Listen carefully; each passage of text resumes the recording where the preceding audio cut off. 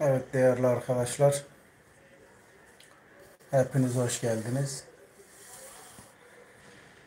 Biraz önce yaptığım yayında Zaza tarihi eserlerine değindim.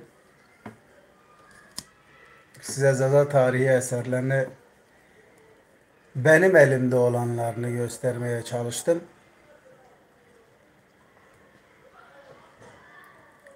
Tabi sadece Zaza tarihi eserleri mevcut değil. Bunun yanında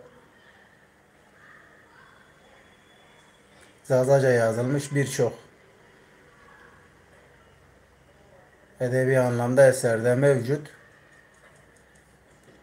Tabi onlara biraz değineceğim. Benim elimde olan Zazaca yazılmış olan eserler. Hangileri?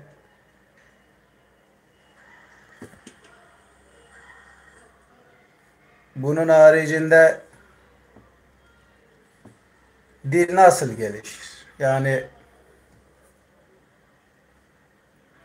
kendi dilinizi nasıl geliştirebilirsiniz? Şimdi bizim en büyük sorularımızın başında iyi biliyorsunuz ki kendi dilimizi konuşamıyor olmamız. Zaten bu nedenle de Zaza dili yok olmayla karşı karşıya. Size gösterdiğim eserleri okudunuz. Kendi tarihinizi öğrendiniz. Yani Zaza olarak veya Zazaları tanımak isteyen biri olarak bir önceki yayında gösterdiğim eserleri okudunuz. Zazalar hakkında bir bilgi sahibi oldunuz. Peki Zazacanayı nasıl geliştirirsiniz kendi dilinize? Yani mensup olduğunuz Zaza dilini nasıl geliştirirsiniz? Eksik olduğunuz kelimeleri öğrenmek için yapacağınız bütün dillerde olduğu gibi sözlük almak. Yani biliyorsunuz daha önce birkaç sefer gösterdik. 3-4 tane Zazaca sözlük var. Hoş geldin. 3-4 tane Zazaca sözlük var. Daha fazlası da var. Dersim Zazacası ile yazılmış olan var. 3-4 tane. Hoş geldiniz. Şimdi bunun yanı sıra kendi dilinizi hoş geldin. Şimdi Zaza dilini geliştirmek, daha doğrusu bütün diller için bu geçerli. O dilde yazılan eserleri okumakla bunu geliştirebilirsiniz. Şimdi ben size kendi elimde bulunan Zazaca eserler. Tabi bu çok fazla var. Tabi bütün çıkan kitapları alma şansımız yok. Zazacayı nasıl geliştirirsin? Okuyarak. Bütün dillerde okuyarak geliştirirsin. Eksik kelimeleri tamamlarsın. Ve okuyarak geliştirirsin. Şimdi size göstereceğim eserlerin hepsi Zazaca yazılmış eserler. Ve ince arkadaşlar.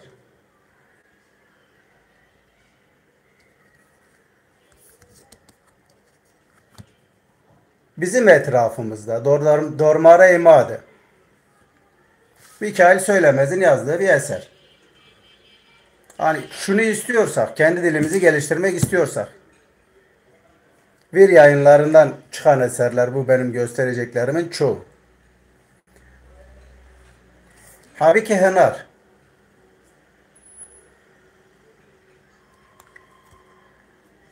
Şimdi sorun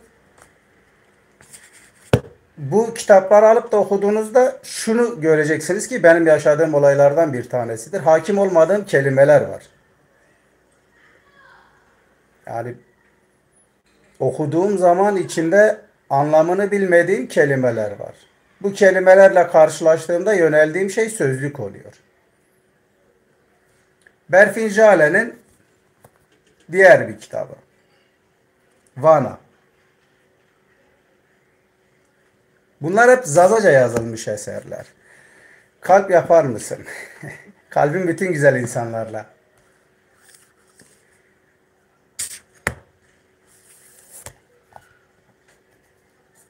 Vakalu. Bir diğer Zazaca eser. Bu kitapların hepsi arkadaşlar çok kalın değil. Bahsettiğim eserlerin çoğu yani çok rahatlıkla okunabilecek Zazaca eserler. Tabi bunun yanında şunu da yapmalısınız. Yanınızda sözlük de bulunmalı. Zazaca sözlük de bulunmalı ki bir kelimeyi anlamadığınızda bir cümleyi komple kaçırabilirsiniz. Onun için Zaza sözlüklerine de yönelmek gerekiyor. Timonek bir diğer Zazaca eser. Bir yayınlarında bunların hepsini bulabilirsiniz. Çok da kalın eserler değil. Yani Timonek okudum zaten. Karışıklık Timonek. Ali Kara'nın eseri. Ali Kufadik. Tekin Yıldırım'ın eseri. Bunların hepsi bir yayınlarında var. Özellikle gösteriyorum ki şu yapılabilsin. Yani Zazaca yazılı olan eserlerin insanlar bu eserleri tanısınlar. Yazarları tanısınlar. Ve aslında Zaza edebiyatının ne kadar da hızlı geliştiğini de görebilsinler diye. Hiyeri kitap, Saat Çiğa. Hiyeri 3 demek biliyorsunuz Zazaca'da. Said Çiğa'nın kitabı. Şimdi bu eserleri sizlere göstermemin nedeni maalesef aleykümselam. Maalesef hani bu konuyla detaylı bir şekilde ilgilenmeyen arkadaşlarım ben bu kitapları bir yerde görebildiğini sanmıyorum. Çünkü bunların reklamı yapılamıyor. İsmail Mirza. Bu gördüğünüz bir diğer eser. Bunların hepsi Zazaca yazılmış. Dersim Zazacası şu elimde gördüğünüz. Gılgameş Destanı'nı yine İsmail Mirza Zazaca olarak yazıyor. Zaza Destanı, Destanı Zazaki. İsmail Mirza. Gılgameş Destanı. Şimdi bazen şu soru soruluyor. Yani hep tarih kitabı gösteriyorsun. Hani onun haricinde kitap yok mu? Dersim diye bir yer yok. Ne demek? Dersim diye bir yer var. Derdimin yok. Ali Meymandar'ın yazmış olduğu bir diğer eser.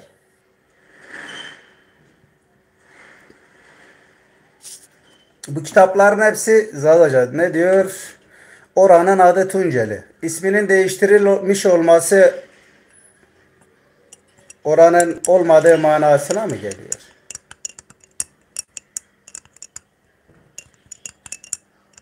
Yani bence gelmiyor. Yine Zazaca yazılmış olan bir kitap. Dua kitabı. Bu hani Zazaca yazılı olan ilk eserin Malı Ahmed Hasi'nin Mevlid-i Nebisi olduğunu biliyoruz. Bunun üzerine çıkan diğer Zazaca eserler. Çoğraz Hadis. Faruk Baynal'ın yazdığı gene. 40 Hadis. Çoğraz Hadis.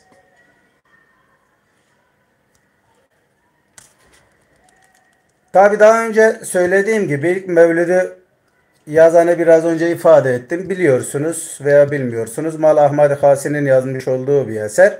Bu eser şöyle piyasaya çıkıyor. Tarihçilerimizden okuduğum kitaplarda şöyle bahsediliyor. Kürt alimleri dalga geçiyorlar. Diyorlar ki ya Zazaca bir tane mevlüt bile yok. Hani diliniz ne işe yarıyor gibisine. Hocam Zazalar Kürt mü? Zazalar Kürt değil arkadaşlar. Zazalar Kürt değil, akraba halklardır. Bunun üzerine bir hafta kendini odaya kapatarak Mevlüt yazıyor. Mevlid-i Nebi'yi yazıyor. Yine değerli hocalarımızdan Abdullah Nari'nin yazmış olduğu Mevlid-i Nebi.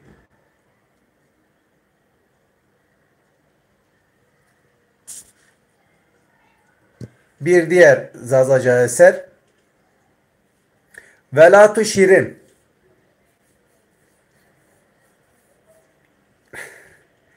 Velat-ı Şirin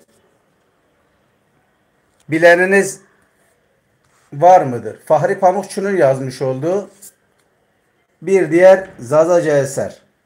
Velat-ı Şirin. Şimdi bu kitapları okudunuz. Bu kitapları okuduğunuzda ki benim başıma gelen şey anlamadığım sözcükler oluyor içerisinde. Otomatikmen yöneldiğim sözcükler oluyor. Yine Dersim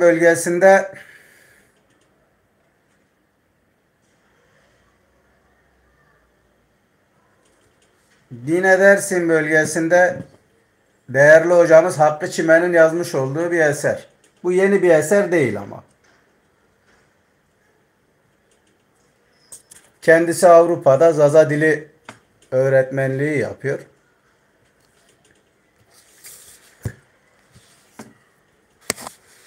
Zaza dili ve edebiyatı okuyan arkadaşlarımızdan Nusret Karol'un yazmış olduğu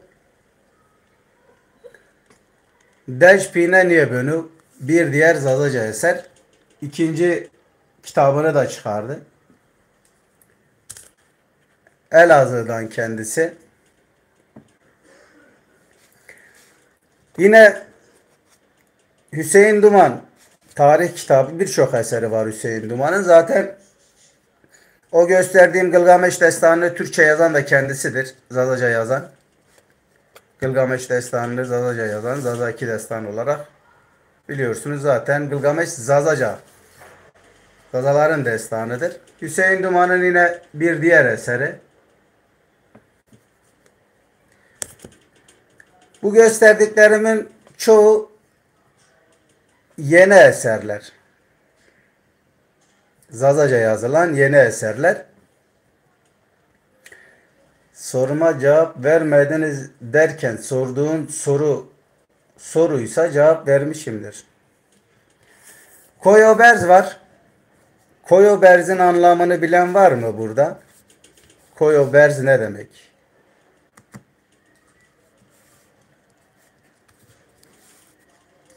Koyoberz'in anlamını yazabilir miyiz arkadaşlar? Var mı içimizde Zazaca bilen, Zaza olan? Koyoberz ne demek?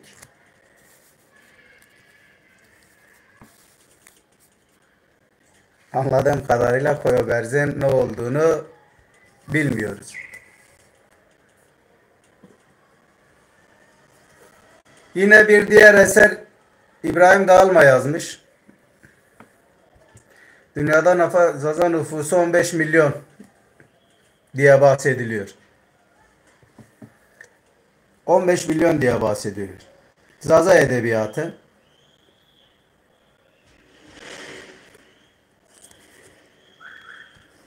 İsmail Mirza'nın yazmış olduğu ve üzerinde tartışmalar olan Süleyman kitabı. Dünyada 15 milyon Zaza olduğundan bahsediliyor arkadaşlar, Zaza nüfusu. Tabi bunun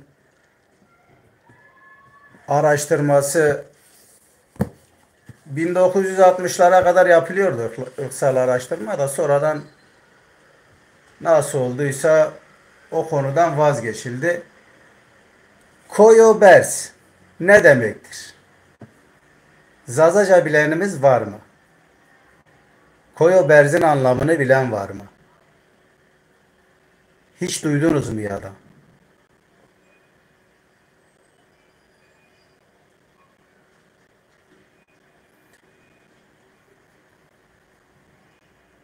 ...1960'larda en son sayım yapıldı. İbrahim Buka'nın yazmış olduğu bir eser. İbrahim Buka'nın şöyle bir özelliği var. Bingöl Zaza Deri'nde başkanıdır. Kendisi aynı zamanda.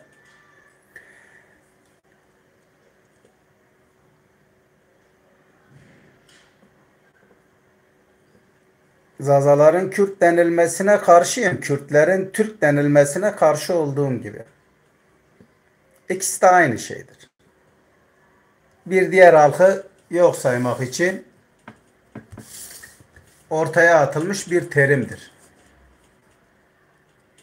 Bir önceki yayında olmadığını düşünüyorum. Eğer olsaydın orada gösterdiğim eserlerde değindiğim dil bilimcilerden haberdar olurdun ve o tarz bir soruyu sormazdın diye düşünüyorum. Şimdi bir tane arkadaş diyordu Dersim diye bir yer yok. Ve şöyle bir eser Koyobers. Şu Koyobers'i bilen kaç kişiyiz? Dersim diye bir yer var. Yani onun ismi değiştirilmiş olması bir anlam ifade etmiyor. Hala Dersim diyor insanlar. Biz de hala Dersim diyoruz. Resmiyette Tunceli geçiyor olabilir. Sıkıntı yok yani. Hiç Zaza yok mu aramızda? Zazaca bilen yok mu? Anladığım kadarıyla yok. Öyle mi? Tabi abone olursanız iyi olur. Çünkü genelde yapmaya çalıştığım şey şu arkadaşlar. Hani sokak röportajları da yapıyorduk. Bu aralar sokak röportajları yapamıyoruz ama şunu yapmaya çalışıyorum. Yazılmış olan Zazaca eserleri okuyup insanlarımıza sosyal ağlar aracılığıyla bu eserlerin varlığını göstermek. Çünkü bu eserlerden hiçbirini ulusal basında ne yazarların isimlerini ne de çıkarmış olduğu eserleri göremezsiniz. Şimdi öyle bir ulusal basın maalesef Türkiye'de yok. İşin gerçeği Türkiye'deki ulusal basının bir işe yarayıp yaramadığı konusunda ben yaramadığını düşünüyorum. Yani ulusal basın çok taraflı. Şunu yapmıyorlar. Örneğin Demokrasi Zamanı Partisi var. Demokrasi Zamanı Partisi. Bilen kaç kişi bilmiyorum. Demokrasi Zamanı Partisi Zazaların kurmuş olduğu bir partidir. Aleykümselam, hoş geldiniz. Demokrasi Zamanı Partisi Zazaların kurmuş olduğu bir parti ve Ankara Türkiye'nin merkezidir, başkentidir. Yarı yarıya. Zazalarda Sünni Alevi olayı yarı yarıya. Çaldıran öncesinde %95 kimilerine göre hepsi Zaza'ydı, Aleviydi. Çaldıran'dan sonra gördükleri baskılardan dolayı Sünnileşenler olduğunu biliyoruz. Çaldıran öncesi çok büyük bir kısmı diyeyim ben Aleviydi. Ondan sonraki süreçte Sünniye dönüyor da fark etmiyor Alevi Sünni. Sonuçta inanılan kitap aynı. Şu farkımız var. Bende de o görüş hakimdir. İlmin kapısı Ali'dir. Hazreti Ali'yi bilmeden yani kapıyı açmadan içeri girilmez düşüncesi bende de var. Şimdi Demokrasi Zamanı Partisi 7 bölgede stand açtı. Ankara'nın 7 bölgesinde stand açtı. Ve ulusal kanallarda hiçbirinde 5 dakika, 1 dakika veya yarım saniye kendine yer bulmadı. Göstermediler. Ve ben özellikle de haber kanallarını taradım. Bu ulusal kanalları taradım. Hani gözümden kaçan bir yerde olmuş olabilir mi? Haberi yapılmış olabilir mi? Ben görmedim. Yani ne ilginçtir bilmiyorum ama haber kanalı ülkede olan gelişmeleri ülkedeki vatandaşlara aktarmakla mükellef olması gerekirken Diyarbakır değil bu standların açıldığı yer. Diyelim ki ya kanalların burada temsilcileri yoktu. Onun için yapamadılar, çekemediler veya gösteremediler bu açılan standları. Ama öyle değil. Ankara'da stand açılıyor ve Ankara'da açılan standa ne hikmetse ulusal basından hiç kimse gidip de demiyor. Ya bu neyin nesidir? Ne yapıyorsunuz burada? Ya da o pankartlarda yazmışsınız işte TRT Zaza için imza atın, imza kampanyası. Zaza dilinin lehçe statüsünden çıkarılması için imza kampanyası diye bir şeyler asmışsınız. Bu neyin nesidir? Bu Zazalar kimdir? Siz kimsiniz? Bize bir kendinizi anlatın diyen tek bir tane ulusal kanal ne gitti onlarla röportaj yaptı ne de bir konuşma yaptılar onlarla. Çünkü ulusal basın maalesef bu Zazalar konusuna kör ve sağır. Bütün ulusal yayanlar. Konu Zazalar olunca kör ve sağır oluyorlar. Duymamazlıktan geliyorlar, görmemezlikten geliyorlar. Çok ilginçtir. Onun için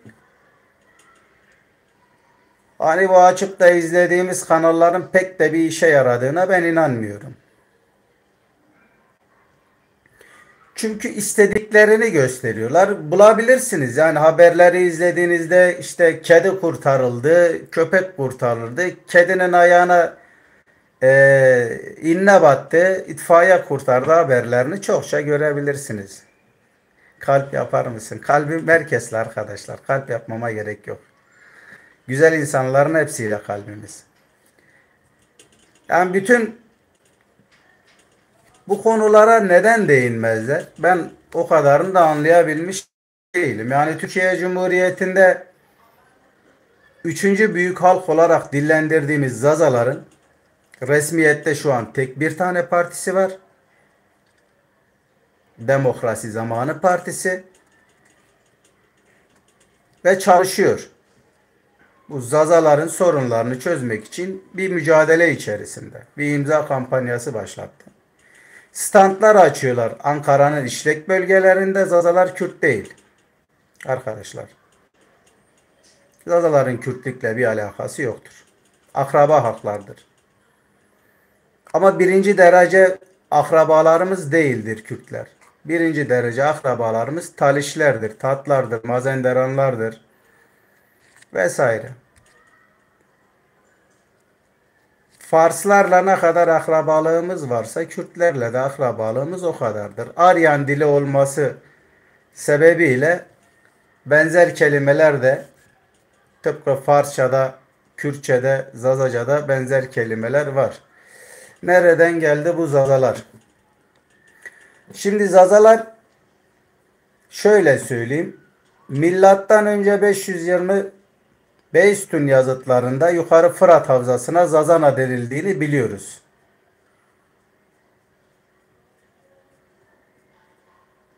Yukarı Fırat Havzası yani bugün Zazaların yaşadığı yer olarak bildiğimiz Diyarbakır'dır, Bingöl'dür, Elazığ'dır, Tunceli'dir vesaire Dersim'dir.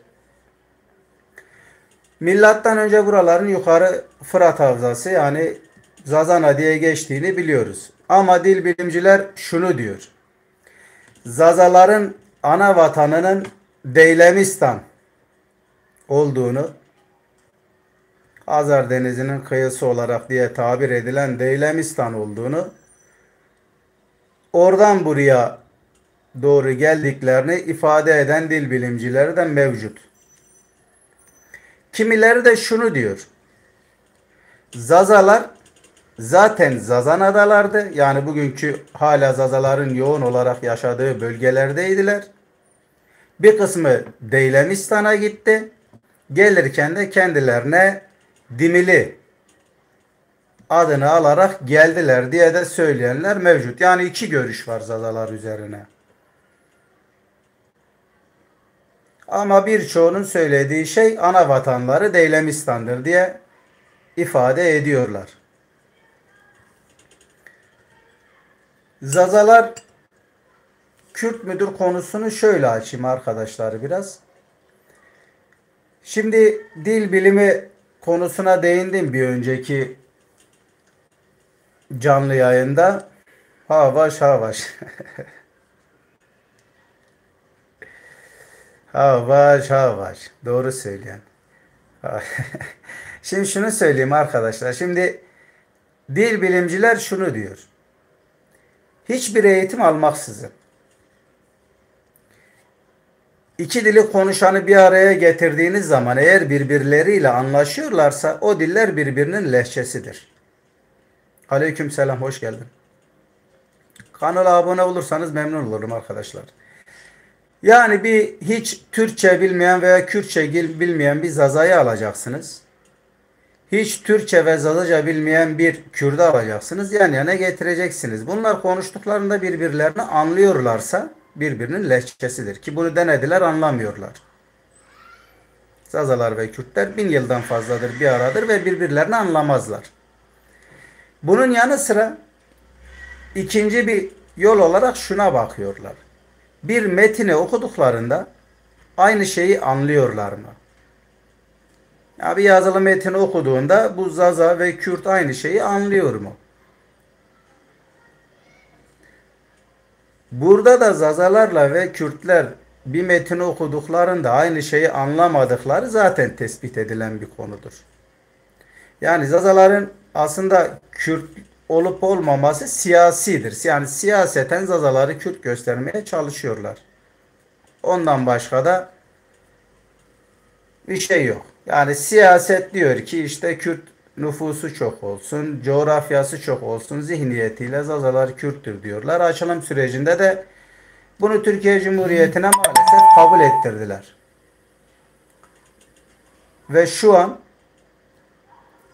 an Türkiye'de milli eğitim sisteminde Zazaca lehçe olarak gözüküyor ve lehçe olarak kabul ediliyor. Maalesef.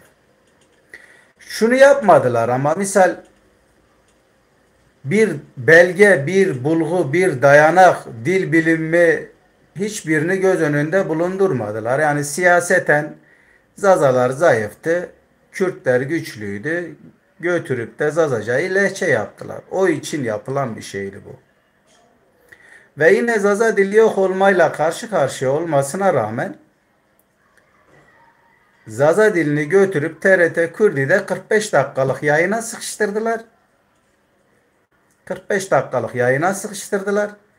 O da Zazaca bilmeyen yani Kürtçe bilmeyen Zazalar Kürtçe öğrensin diye. Yani bir kanal açıyorsunuz. 45 dakika bir Zazaca konuşuyor. Ondan sonra Kürtçe'ye dönüyor.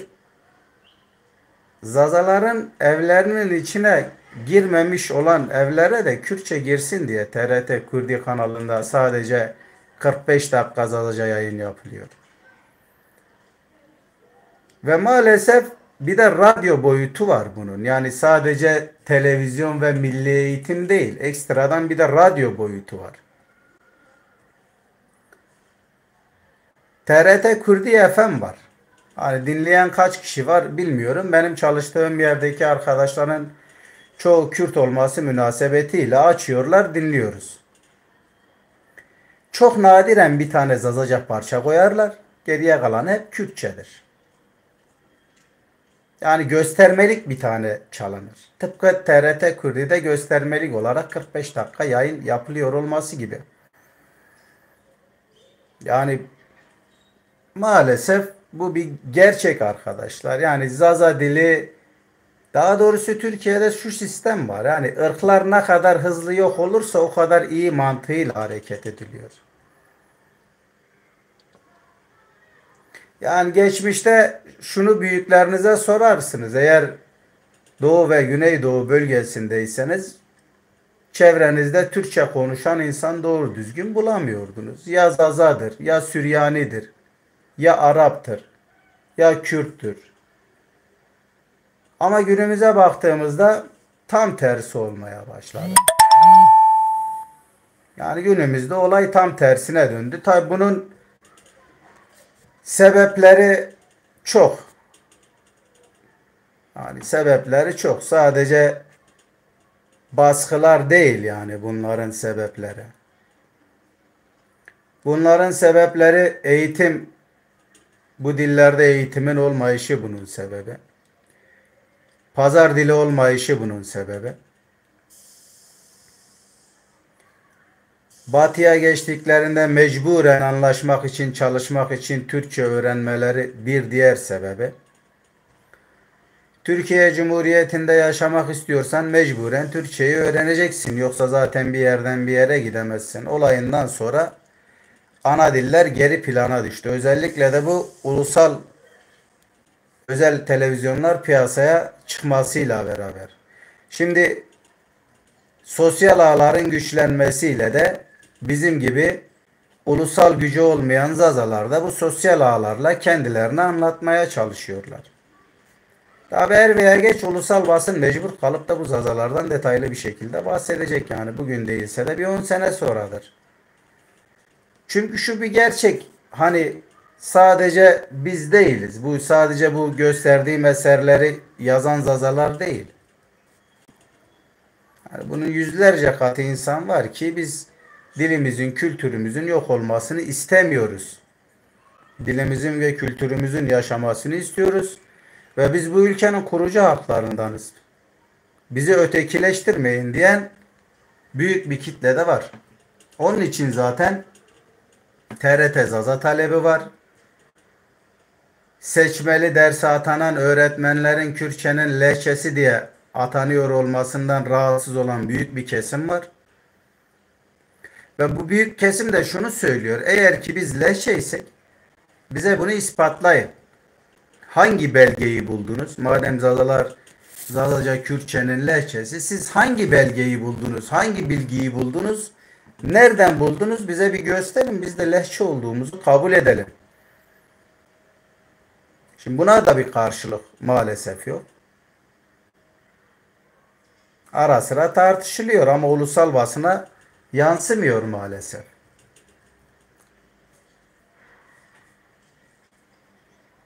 Ama şu tartışmalar oluyor. Şimdi Kürt siyasi hareketinin de kafası karışık. Veya yazarlarının da kafası karışık. Dün lehçe dedikleri Zazaca'ya bir ara Kürdi dillerden demeye başladılar.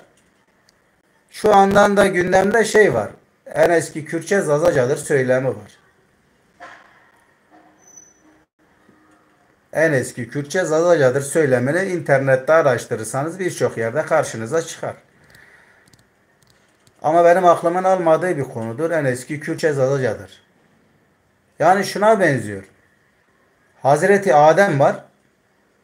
Ama biz insanoğluna Ademoğlu demiyoruz da İsmailoğlu diyoruz gibi garip bir şey çıkıyor ortaya.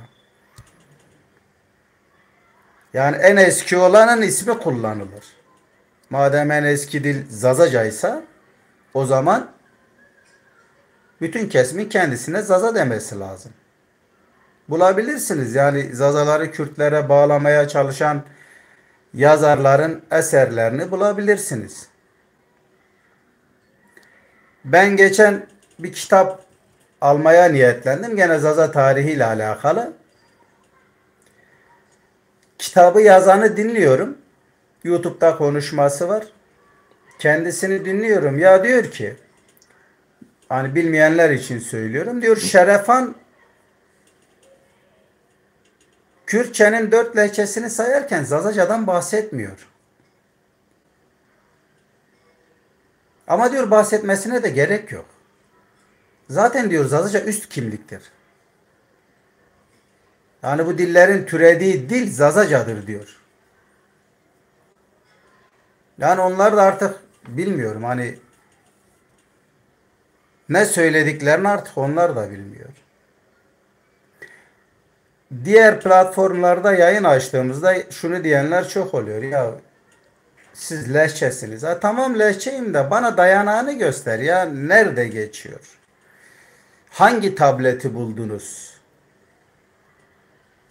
Hangi arkaik metini buldunuz da bizim lehçe olduğumuzdan bahsediyor? Bunlara bir karşılık gelmiyor. Maalesef. Çünkü belge yok. Şunu yapın. İnternette Zazaca ve Avesta diye arama yaptığınızda aleykümselam. Zazaca ve Avesta diye araştırma yaptığınızda karşınızda Kırmancı parantez içinde Zazaca çıkar. Kırmancı parantez içerisinde Zazaca. Şimdi bu eserleri yazan insanlar Kürt ismine biraz daha yakın olsun diye birinci aşamada Kırmancı'yı kullanır. Kırmanç kelimesi daha çok Dersim bölgesindeki Zazaların kendilerine yerel olarak taktıkları isimdir. Zaza isminin daha çok Sünnileri temsil ettiği görüşüyle böyle diyorlar kendilerine. Ve bu da 38'den sonra ortaya atılmış bir söylemdir. Dersimli Hakkı Çimen hocamızla yaptığımız konuda ben bunu özellikle sordum. Yani bu kırmancı kelimesi nereden çıkıyor? O da diyor ki Dersim 38 olaylarından sonra Zazaların yol göstericileri hep öldükleri için, katledildikleri için ortada bir boşluk oldu. Kürt siyasi hareketi de burayı değerlendirip kırmancı kelimesini soktu diyor oraya. Kurmancı değil, kırmanç. Kırmanç kelimesi var. Aleykümselam. Şimdi bunu bilmek gerekiyor. Yani videosu da var. Hakkı Çimen'le yaptığımız o röportajda orada duruyor. Aynı keza şimdi şu kafa karışıklığını oluşturmaya çalışıyorlar. İşte bir yerde Zazalar kendine kırmanç diyor. Bir yerde Zazalar kendilerine Dimili diyor. Bir yerde de Zazalar kendine Zaza diyor. Doğrudur. Bir yerde moderatör yapar mısın? Birazdan yayını kapatacağım. Moderatöre gerek yok. Zaten 3-4 tane moderatör var. Şu an yayındalar mı bilmiyorum da. Şimdi misal biz Kürtlere kırdasi diyor. Bir tarafta kırmanç diyorlar. Kurmonç. Türkler de Kürt diyor. Nasıl olacak?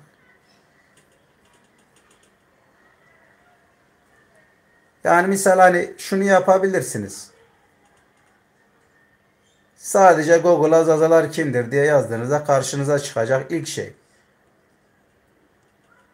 Bakarım. Karşınıza çıkacak ilk şey şudur. Hint-Avrupa diye dil ailesinin Kuzeybatı İrani dillerinden olduğunu ve 3 tane lehçesinin olduğunu direkt karşınıza çıkar. Kürt dediğinizde ise Kürtlerden için çıkan bölümde de Zazalardan bahsetmez. Yani çünkü dil bilimi siyasete bakmıyor. Siyaset ne kadar da leçe yapmaya çalışsa da dil bilimi siyasete bakmaz yani. Bulduğu belgelere, bilgilere bakar. Eyvallah. Arkadaşlar müsaadenizle kendinize iyi bakın. Söylediğim gibi yayında baya bir eser gösterdim. Tamamen hepsi Zazaca. İlgilenen arkadaşların alıp okumalarını tavsiye ederim.